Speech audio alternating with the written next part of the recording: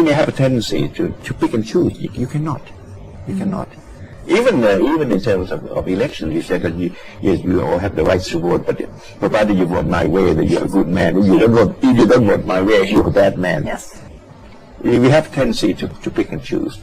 You cannot be selective. Yes, sir.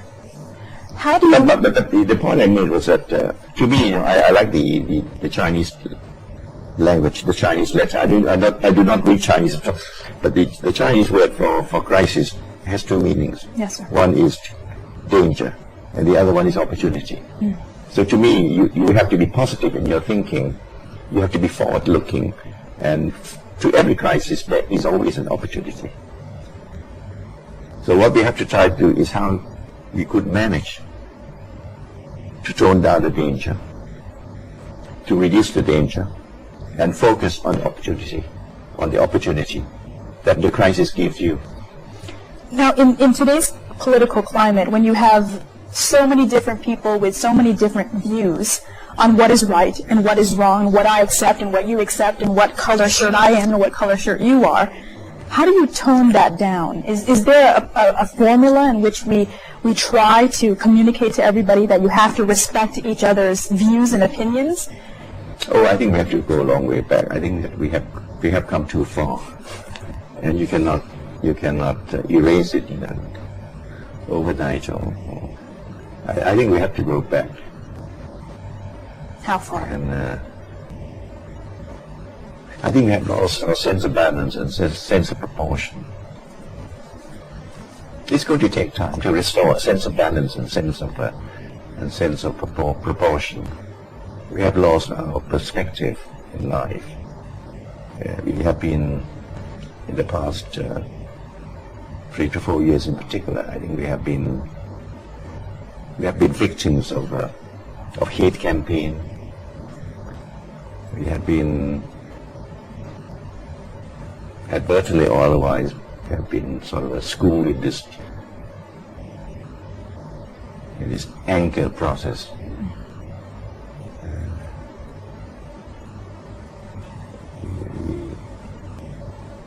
In a developing society,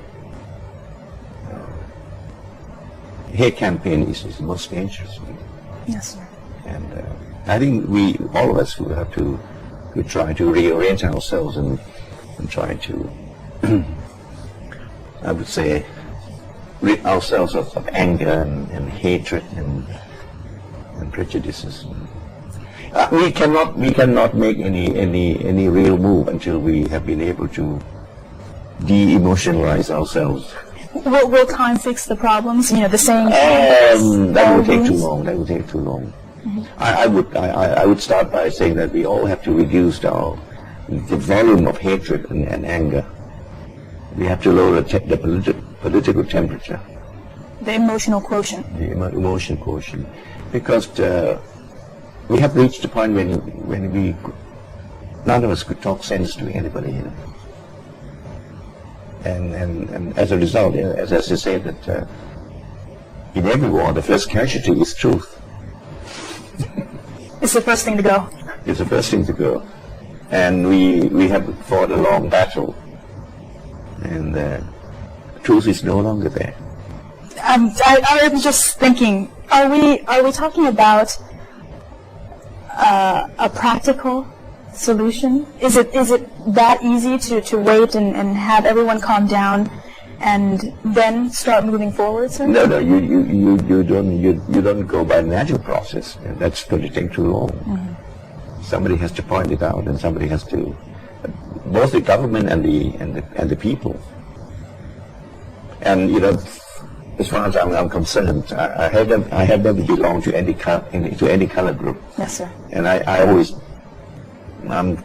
colorblind. Mm-hmm. What one color does, if it's a good one, I commend. If it's a bad one, I criticize. Yes, sir. So you don't go by the color. You go by the ideas. The Western concept of liberty and freedom is that you have to allow a battle words, a battle ideas. And they will fight it out, but that's not our culture. Mm-hmm. Our culture is that when you say something to me, you produce an idea, a Thai would normally be hesitant in arguing with you on ideas. Yes, sir. We might go the wrong way. We might start accusing you your motivation in producing that idea. And that's not the right thing to do, you see. Oh, it goes beyond the argument. We make the conclusion that this person is a bad person. We always personalize ideas. I mean, it's just like husband and wife. They live together. Yes, they are in love with each other. But do they agree on everything? No. That would be a very dull life if you don't agree on everything. True. Do they fight every day? No. But they may fight once a week or once a month. And can they have serious fight? Yes, they have. But in the end, their love, their affection, their trust in each other will prevail over whatever differences they have. So, in our case, I think I have noted that in our case, when I regard you as my enemy, and I cannot stand you, I go back home and I tell my wife. My wife said, "What did you do at the office today?" So I told her that I had a big fight with you. She doesn't know you, but she would start disliking you intensely because she loves me. Yes, sir. You see, that is a Thai sort of natural characteristic. So everything is personalized. Now, can we, in time, can we be mature enough to depersonalize the issues? That you may have one idea, I have another idea. We fight over ideas. But it's nothing personal. It's nothing personal. We can still remain friends, perhaps not close friends, because since we have differences in opinion, but we can still remain friends. We don't have to be close friends. Yes, sir. You see? The whole picture, the bigger picture, the whole crisis, has been, in some cases, pinpointed back to one person, our former Prime Minister. Do you think the issues are bigger than that? Does it go beyond? The issues are bigger than that. Are bigger than that. Did he somehow tap into a source of energy? No, I think he exploited issues to his own advantage. He's clever. He's smart. I would say he's street smart. But he also has some good things in him. He's not all bad. He's not all good. I'm not all bad. I'm not all good. So that's what you're saying. You're saying that we have to be aware enough to know that a person can be bad and can be good. Yes. And not take that personally. And you have to deal with the issues. You don't deal with personalities. Personalities come and go. Yes, sir. If he should disappear, I mean, I'm not talking in a bad sense. Somebody will come and replace him. Perhaps worse, perhaps better, I do not know. But the issues remain. So you have to address the issues. Whether those issues that were raised in the past few weeks or the past few years, were they legitimate? Leaving aside who raised the issue, leaving aside why they raised the issue. Not be too analytical. The issues that were raised in the past few years, particularly during the protest movement, those are not issues of Thailand. They're not unique. They happen everywhere. Yes. We're not the only ones that experience them. And the other countries who are much better off, wealthier, more progressive, more developed, they still grapple with issues. Look at Britain. Every day you pick up a newspaper, every week. They still fight over the British education system. Now, too many Thais, too many Singaporeans, too many Indians, we think that the British education is the best, is perfect.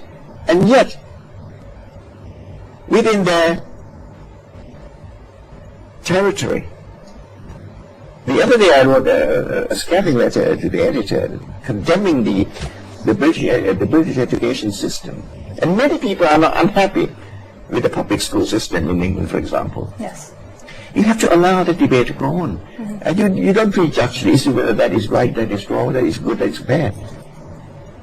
You've got to allow ideas to percolate within the society. And eventually the process itself will sift the good from the bad. Are we broad-minded enough to go through with this process? That's exactly what I was going to ask you. Are we matured enough? I think we tend to prejudge the issue. We tend to have a fixation. And these are some of the things that every country had to go through, every society had to go through.